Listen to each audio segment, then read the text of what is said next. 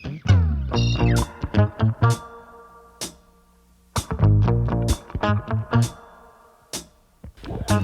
ora koutou, my name is Ruth. I'm one of the co-managers of 48 Hours and a past participant. I'm hosting this short series of podcasts about tackling the shoot weekend. This episode is all about Friday, and I've got 3 veterans here to talk about how they get started after the 7 p.m. elements and genres are revealed. Do you guys want to introduce yourselves?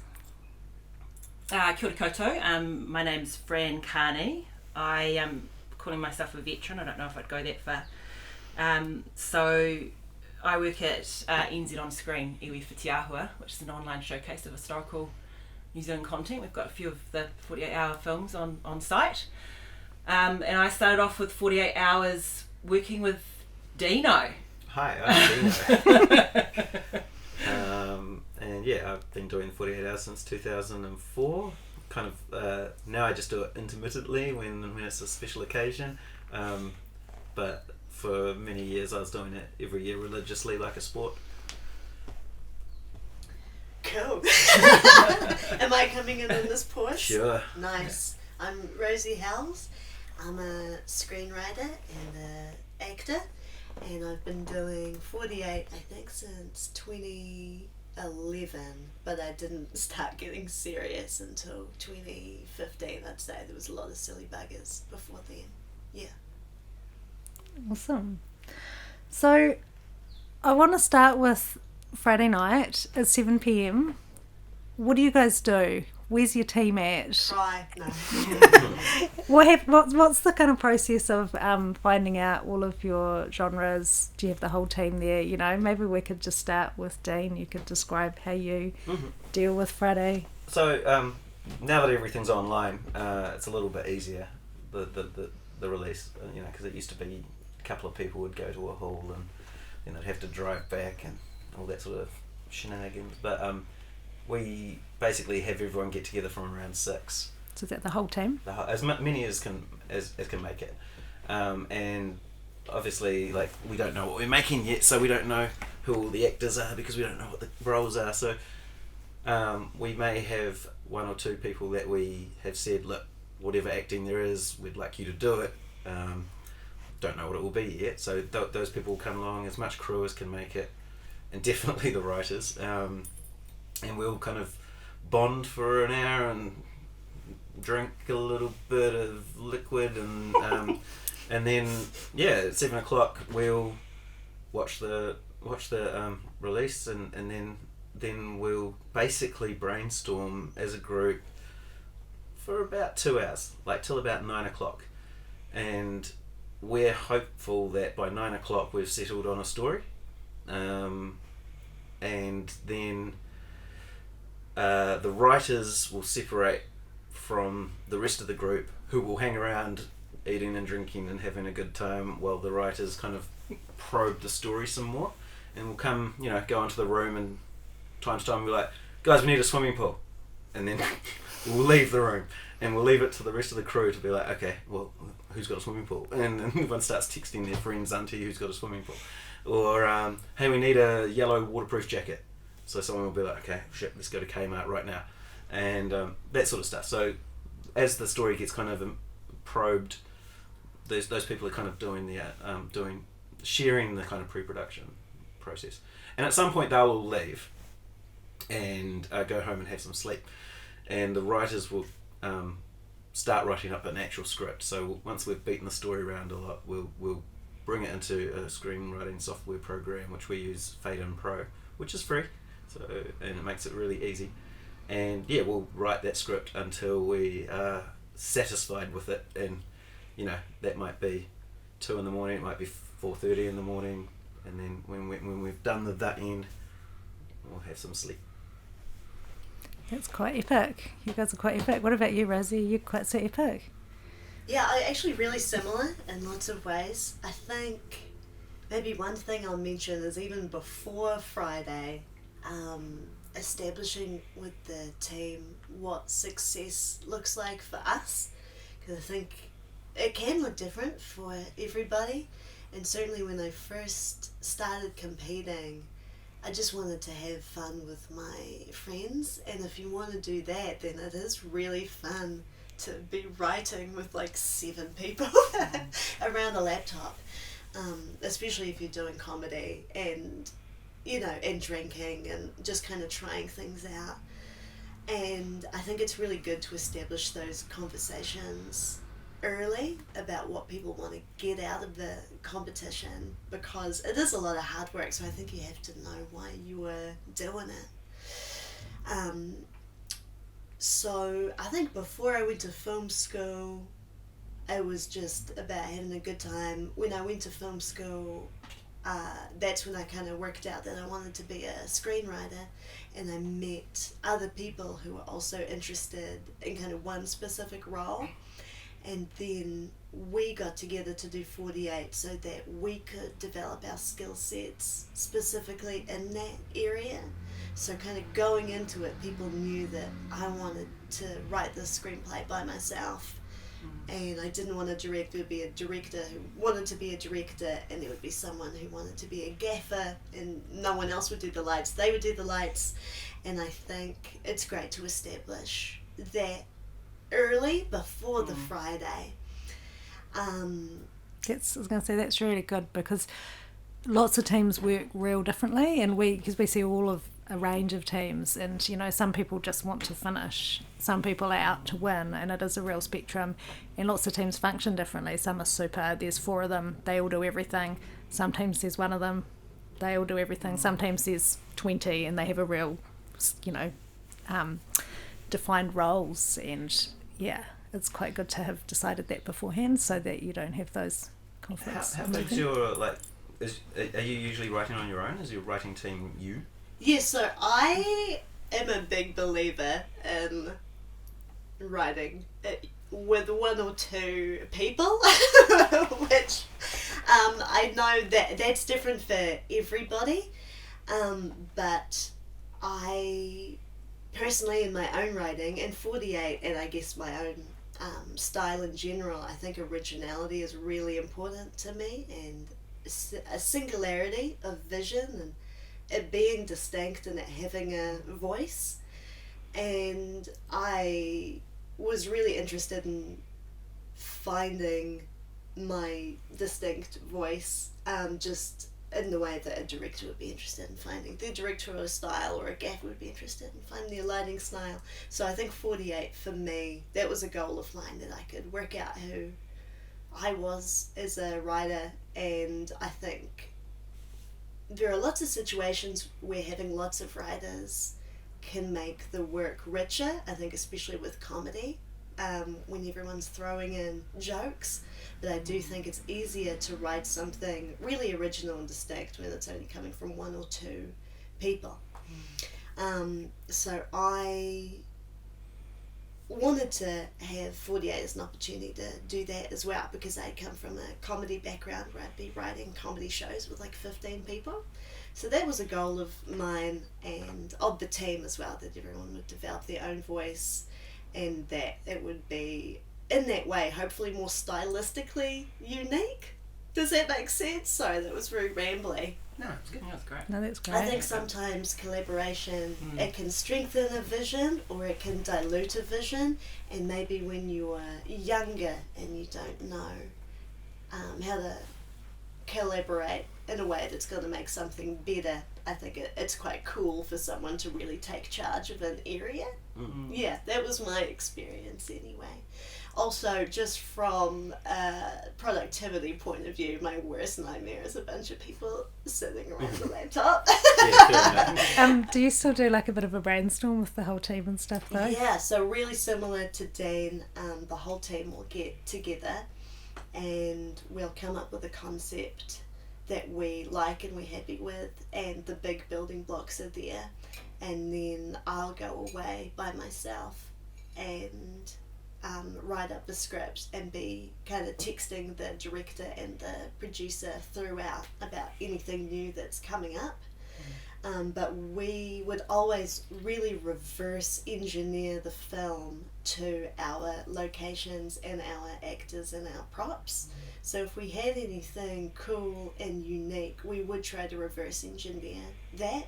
Like a swimming pool. Like a swimming pool, yeah. Like one year we had the use of the TVNZ newsroom, so we reverse engineered a newsroom thing, and yeah, one weekend it was raining, and someone had a really big bathroom, so we were like, okay, let's do a bathroom one, and then we can reverse engineer it, but also reverse engineering it to the actors, who would also always be people I knew really well, and then I could write to their strengths. So you don't write to a random character and then go try and cast them. You go, these are the people I have. I'm going to write a script that utilises them. So even before the Friday, yeah, we know this is who's going to be in it. This will be our locations. These will be the main props. And then we would reverse engineer something where all of those elements could shine. So there was already quite a lot of thought had gone into it even before we got the elements.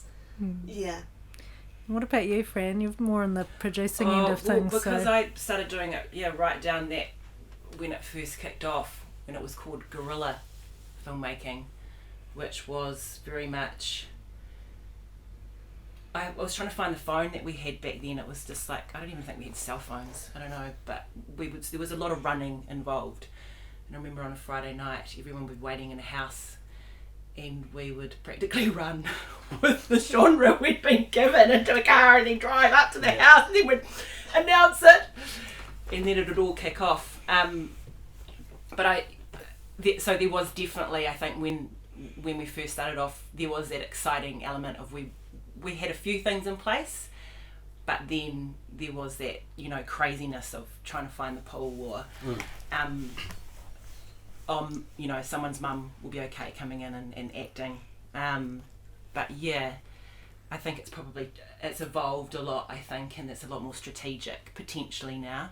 But yeah, as Rosie said, I think it depends on what your goals are. If you're out there to have fun and for it to be a challenge, like I remember when Taika and Lauren made their film, it was just the two of them. They literally handed the camera to one and then to the other, and that was the challenge that they wanted to create. So I think it's also about what challenges you want to create within your team, but I think also being well defined early on who the writers are, because that saying too many cooks can definitely be an issue. With our writing team, like we always have had 3 writers and a guest. So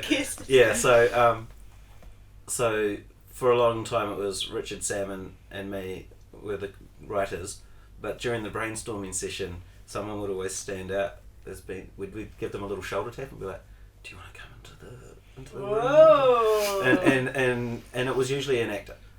It wasn't always, but it was usually an actor, and so because something that was really useful for us as well was that core writing team was the 3 writers were made up of the director, the lead actor, and the editor, which meant that on the shoot day 2 of the writers were shooting stuff that they knew intimately and sending footage back to an editor that already knew the story intimately as well. So it kind of having that kind of double hat in the writing room really kind of shortcut the process a little bit.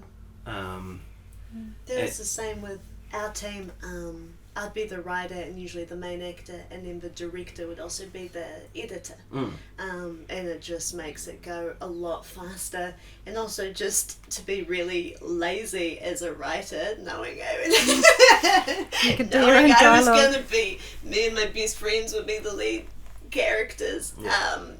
You didn't have to put so much down making the script beautiful because you knew what you meant, or you could explain it to your best friend or your boyfriend without them getting angry at you. So I'm just thinking, Fran, do you have any sort of advice or thoughts around for teams or the person who's taking all of these ideas from the writers who are coming out and saying, can I have this and can I have that and where's a thing? What would be sort of the advice for those people, and how could they sort of make their lives easier? How could they plan the day, I think, once again, it's different for all the teams, but I think having some locations in place, something that you may have walked past someone's house and seen a really cool, I don't know, swimming pool, and gone, how cool would it be to shoot in that? And maybe it's empty, I don't know, and you knock on the door and you ask them if you can use it, or you've found something that you want to use. Having all your crew in their specific areas, you know, their strengths, as Rosie said. But I think if you're a producer, and the most important thing is getting that story on the page and giving the writers the space to do that. And often you can be in a, you know, everyone's excited, you know, you're about to make a film, you're going to make it in 48 hours. So it's managing that excitement for the writers so that they can concentrate on what they need to do and being there for them to receive those, like, we need the life jacket, we need the pool, we need a mum, you know. But without, doing it in a calm way that doesn't interfere with their writing process. Maybe sometimes it's just telling everyone it's time for them to go home. Or it's time to go. Or actually, you've probably had a few too many beers. You know, you got to get up early in the morning. There's a real strength in having as many people there on Friday, not necessarily in the writing room, but there, because as many as you can from the team, because just those weird requests that you realise you need to achieve from the script, the more people you've got, the more resources. the more resources you've got. Yeah. Like Totally. with Good Girl, you know, we got splatter, and we realised pretty early on that we didn't want to do a splatter film with a killer, because it was just kind of like, well, that's most splatter films, and we want to do something that's a different kind of splatter film. And we were like, okay, well, what else constitutes a splatter film? And we stumbled upon like an abandoned minefield blowing up dogs, and Obviously, totally where everyone's brain goes to. And so what was awesome about having everyone there was like, okay, cool, who's got a dog? and we were like, within like 2 minutes we'd been like, okay, I think we've got access to 10 dogs. So that was pretty quick. Like it helped that one person had 4, but you know, someone was like, oh, my neighbour's got a dog, I've got a dog, I had my own dog.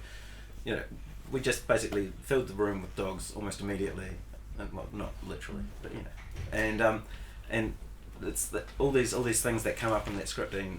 The more people you've got to ask, then I think it's really, really helpful. Having a good WhatsApp chat group, I think, which we didn't have back then, you know, where you're just popping things on as well, probably be super helpful. But there's also like something really special about everyone being there as well, I think. Yeah, you know? totally. Like everyone getting on board and falling in love with it as they go.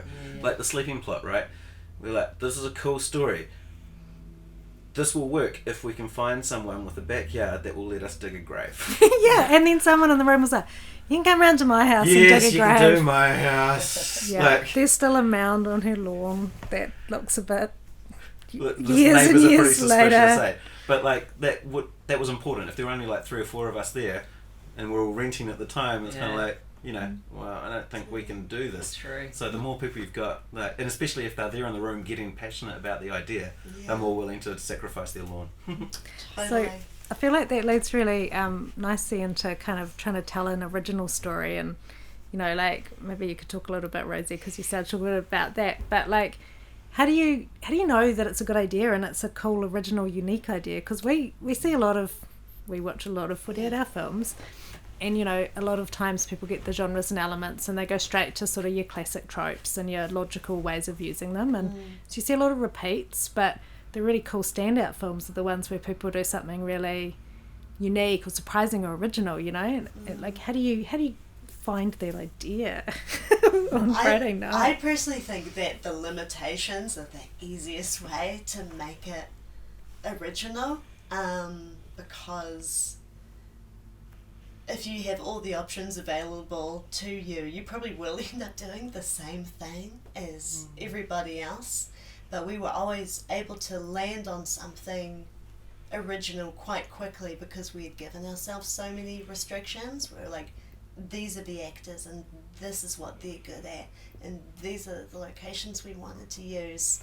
And in that way, you're really forced to make something original. And, you know, it's like the White Stripes, right? I mean, like, Jack White has like full bands now, but for a while he just had his wife who he taught how to play drums.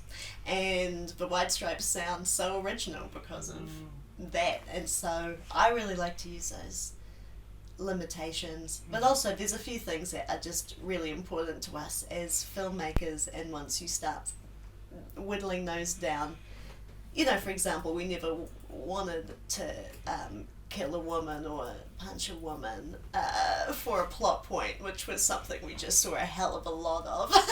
So if you're getting something like you know, horror or, you know, war film, there's already a lot of stuff that the lead actor who's a woman won't be doing, like dying. So I think all the limitations of knowing what you're going to use but also what you don't want to do makes it so easy to come up with something original. Yeah. And you should probably go into it thinking like, let's always investigate like 3 ideas. Whether you do that or not is a different story, but if you're at the start at 7 o'clock, you get your thing, you're like, okay, so like for example for Sleeping Plot Crime, you know, we're all in there and we're kind of throwing around ideas for a while, and then at 9 o'clock the writers went into the other room to sort of like investigate those ideas. So we went into the writing room with like 3 ideas that we thought were worth exploring, and so we chose one to start with, and the more we explored that one, the more we're like, actually I think we're going to commit to this one. I think we looked around the room like, we're all down with the story, we're pretty excited about where it's going. So we weren't like diving straight into the first story immediately. We made sure that we had a few options to play with. I think just because you gotta be second guessing, third guessing, fourth guessing what else is going to be made. Like, is this story the same story that everyone else is going to tell?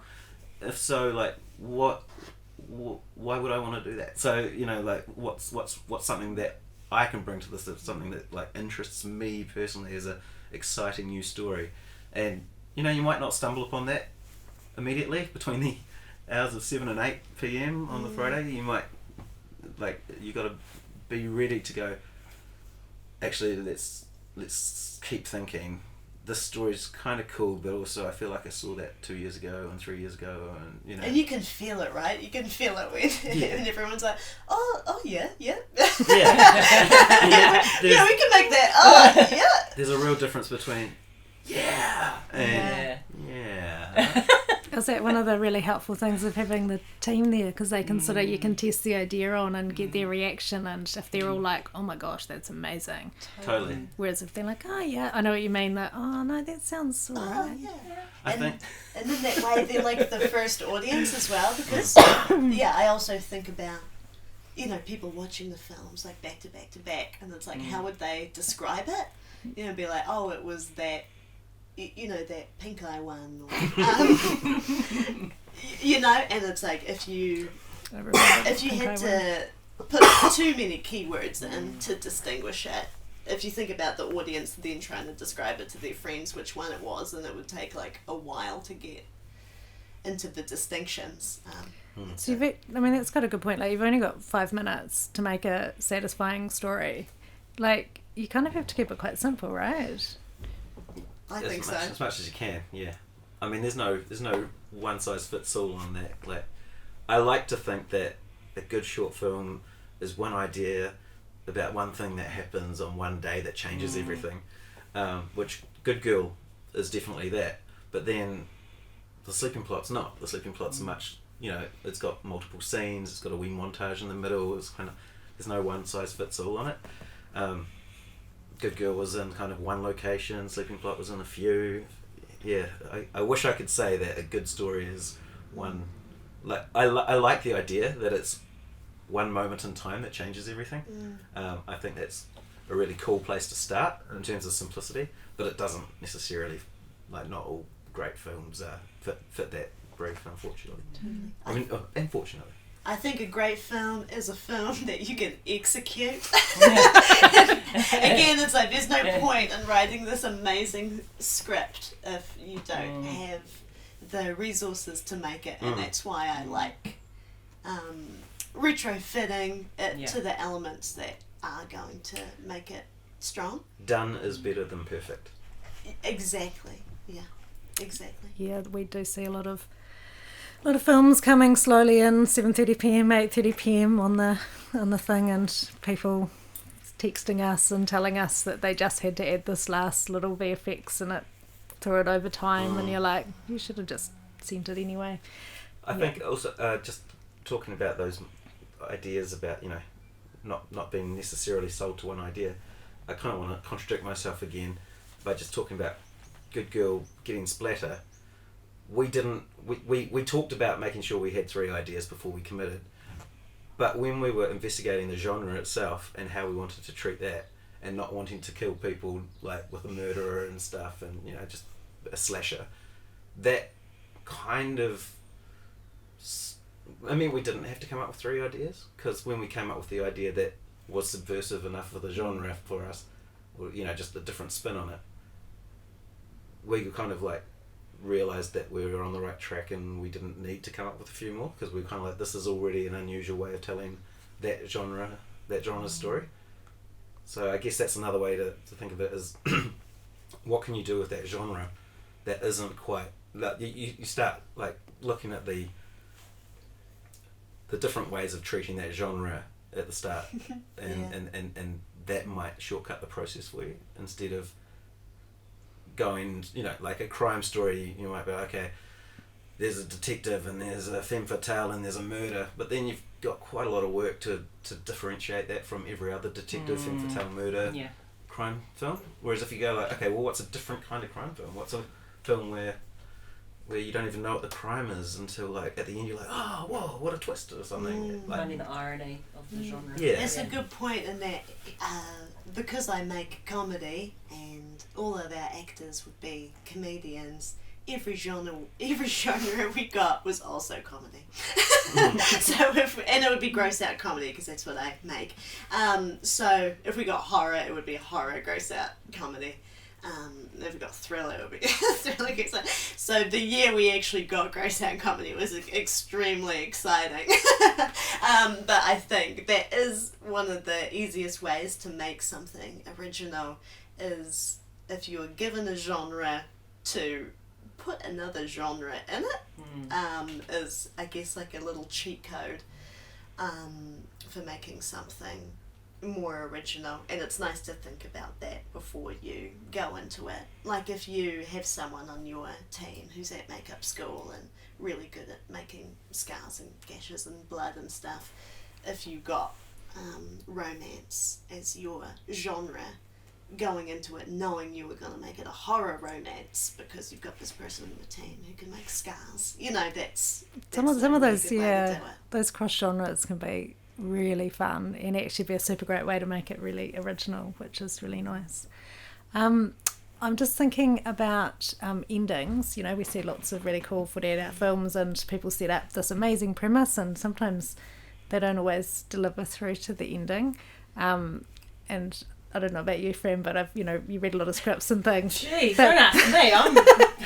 These two are in the business of endings. But, you know, like, as a producer, you can often sometimes be the person who can bring that up, you know? Like, sometimes writers need someone to be like, hey, you know, this is all really good and all, but, you know, you guys need to think about your ending. Yeah, I've never been great at endings, but I think that going back to that, testing it on the people in the room, if everyone's like, oh, yeah, you know, but if it doesn't get that, then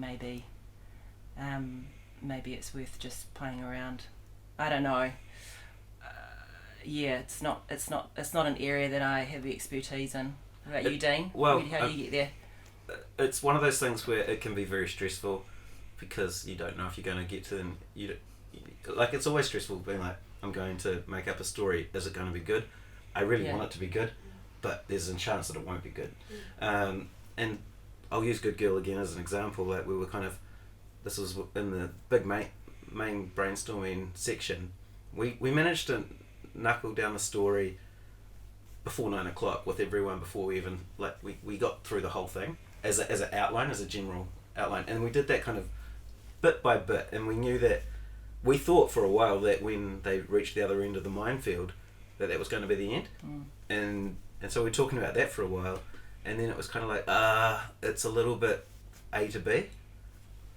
and B doesn't feel that great if you're like, the start of it's like, oh my gosh, there are all these mines and they're blowing up dogs, and we have this little kind of action sequence and they get to the other end. It's like, I don't think that's the end though. And we're kind of like, okay, well, what else happens? And so we're kind of like looking at what the kind of the character requirements, the stuff that they give you, the parameters, that's where it comes in really helpful. It's like, okay, well, what can we do? We've got a reluctant hero, and up until that point we're like, the reluctant hero is the dog, and then we're at this point we're like, oh, there's an opportunity for that to switch and for the dog walker to become the reluctant hero, and that led us to what we think was like a really satisfying ending. We were like, it went from A to B to C, and C feels really good. So it's one of those things where it's like, if it's not working when you kind of think about it, it's because you haven't quite got there yet. I think you just got to keep on going, and you might not get that. We were real lucky to get that by 9 o'clock because we felt really good going into the writing room. But you might not get that until like 10, midnight, 2 in the morning. We once threw out a script at about 3 in the morning because we just couldn't make it work. And we had a little break, and then we came back into the room and was like, okay, I've got an idea for a new opening scene for a different movie. And we talked about that. And then we wrote that movie in like 2 hours and went to sleep at like 6 a.m. And everyone that had gone... I think if it's fighting you the whole time. That's right, yeah. If you have to beat it into shape like that, it's maybe not the right idea. Totally. But yeah, all these people had left at midnight thinking we were making some like cult religion film. Which we did, because we had religious / cult as our genre, I think. But they thought we were making one about a family that created a religion. And then when they all turned up at 7 a.m, we were like, hey guys, psych, we're actually doing like a big suicide cult comedy. And everyone was like, oh, okay. So then the first 2 hours of that day, we're like, where are we going to get a commune? Wow, your production team must have been like, I have 2 really practical writing tips. I don't want to gatekeep on the ending. Things that really helped me is to end in a way that's really going to reinforce the genre, because I think it is really easy to start out with good intentions on the genre and then to lose it.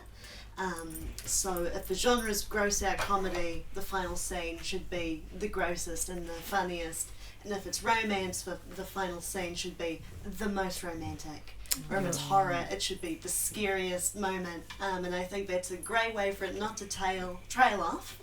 And even if you haven't wrapped everything up in a bow in a clever way, then at least tonally you're leaving the audience with an interesting scene.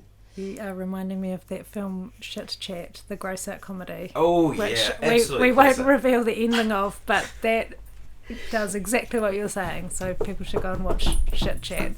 And I think another thing that's helped me is maybe to do something right at the end that feels different from the rest of the film. So if it's been really, really high stakes and dramatic, having something kind of really casual and mumblecore as the final moment can really stay with you. Or if it's been, super casual mumblecore, not plotty, and then something really mega happens in the last 10 seconds, I think is another cheat code. Yeah, so those are 2 things that I go back to if it's not coming easily. I mean, sometimes it just organically comes, right? That for a second, third act, but if not, those help me. Yeah. Good tips. And you don't have to use all the time, guys. You really don't have to use all the time. You got 5 minutes max, and that's only because people got sick of watching 7-minute bad films, and it's faster to watch 5-minute bad films, right? But even when it was 7-minute max, we did 4.5-minute films, and like. You don't need to overstay the welcome on these. You can tell your story in short and sharp. We definitely notice, like if you look at the grand finalist films, most of them aren't maxed out at 5 minutes. Most of them are sort of, some of them 3.5, 4. Yeah. People definitely just make them real tight and just to the point. Well, let's wrap up with some last bits of advice. I think you've already given. Do you guys have any other last bits that you think are super helpful for Friday? Chippies. Chippies are cool. Hot food's cool, man. No, I think it's it. Catering. Yeah. Yeah, well, Fran, do you want to thanks, roll yeah. in with some like practical advice for Friday that will help keep the team together and working? I think having a good space where you can work in, you know, somewhere that's comfortable and warm, and that a large group of people can hang out in comfortably. The schools are lucky because they have, you know, they can go and set up in their classrooms or whatever. I think we always used to end up in Dean's flat, which was pretty tight, wasn't it? Yeah. Then another year we ended up, I think we went, oh, actually we need somewhere bigger. We ended up at Natong or somewhere, I can't remember, but having a base though. Having a base, like, yeah. That can fit everyone. And if you can make that base for the Friday, your edit base. Yes. That's cool too. That's just like having one space that everyone knows where it is, and it can just get really messy by so instead of, don't mess up two places, mess up one really badly. It's great when And it's if your there's house. like flatmates who aren't involved in it, it's always super. Like, one year we were filming our punk one in the bathroom, and there was these other flatmates here, and one guy was having a lot of health problems, and it was just, I just felt so awful. Just felt so awful being there, you know, and that you're just like, you're trying to shrink down and just not be heard or seen. Yeah, I think I felt like that was going to turn into a bathroom story where there is a story that he so he'd just come out of hospital, and then he needed to go back into hospital, and an ambulance turned up, and it's in the back of the shot. It's literally in the back of a shot, an ambulance coming to pick up the flatmate that we were filming in his house. It's like, this could not be more shameful. You know what I mean? It's like, sometimes you just shouldn't be making a film, you guys. Yeah, but when seeing the ambulance in the back, it's like, you know what? Sometimes just don't film in that location. You know? He's fine. He was fine. He's all good. He's totally fine. That's good to hear. But yeah. Maybe find a different Maybe find locale to set up next time. Yeah. I think being a filmmaker is hard on non-filmmakers in your general vicinity, and Yeah, I no. think put special attention into the required elements as well. Like, don't just throw them in. Don't just do the first thing that comes to mind for them, because if people are using the same line the same way all throughout, or the same prop the same way all throughout, it becomes a bit of a drain when you're watching them all. So if you can try to think of unique spins, not just for your genre, but for those required elements, then that helps the film stand out a bit too, I think. And I'm going to hand over the last word to Fran just for some well, I'm just thinking I can see practical producer I can stuff. see you've got a list there of some things. Well, because Let's I've hear had it. 3 children, and my memory fell out of my ear about 10 years ago, so I have to write lists. So yeah, I wrote a heading, and it says planning without a script, and you guys can add to this at any point. Have a warm, dry footy for the writing team and the team. Line up your crew beforehand. Line up your gear and the right people to operate it safely. You don't want your mum maybe as the gaffer. She's never used lights before, potentially. No. But then again, that might have been an ambition of hers to be a gaffer. So if you can find a way for her to do it safely, then why not? Keep your eye on the weather, because that's going to determine, I think you mentioned it earlier, about having, the inside outside kind of options. But then you can always, if you know you're going to get a real terrible rainy day, you could also build that into your script, eh? I don't know, have you ever done that? Nah, I try to stay inside if it's Stay raining. inside. Rain can be hard. I like to be comfortable and dry. And wet weather gear for your camera and sound things, Yeah. And you can, I'm sure a lot of them shoot it on their phones now, yeah? Yeah. So you don't have to have a big flash camera. No. Yeah. Have your actors on standby. Could be your mum or dad, or someone you met or saw in a play that you've lined up. You, Rosie, you sound like you have all your actors lined up beforehand. Yeah. And you say you retrofit, you build back to them. But it's also a cool way to meet new people Yeah, as well. absolutely. So it just Yeah. depends, like, what are your goals? Yeah, You know, yeah. is it to meet some new collaborators? In Mm. which case, that would be a really intense way to do it. Yeah. Yeah. You get to know them real quick. Yeah. Yeah. See me at my worst, so you deserve me at my best. It's like taking a future spouse camping. I've got in capital letters here. Performance can make or break your film. So yeah. But they don't have to be professional actors. It might be just No. someone that you've just gone, hey, you've got a special, the X factor that I think will work well on camera. Best if you can write towards those people. Yeah, yeah. Like if they're not actors, then if they can just sort of, if you can write something that is easy for them to, it's not a stretch. They can That's play right. that's something they know, then they'll be more convincing, right? Yeah. And you know, it seems silly to consider this, but a car and someone who can drive it is quite key. It's quite a basic one, but it's definitely Someone who can drive it, who has a license. actually a license, Yeah, a full license. a license that can drive other people. I always say, if you want to be a filmmaker, get a driver's license, and if you want to be in a band, learn the bass. Because you always need those people, and they're not as common. Yeah. So it's just a real cheat code, having a car and a full license and slapping the bass. Totally. Awesome. Well, I think on that note, we might wrap this up. Thank you guys so much for all of your words of wisdom. Yeah, get a license and learn a bass. Slap that bass, Learn baby. the best. I'm so sick of you all not slapping the bass, okay?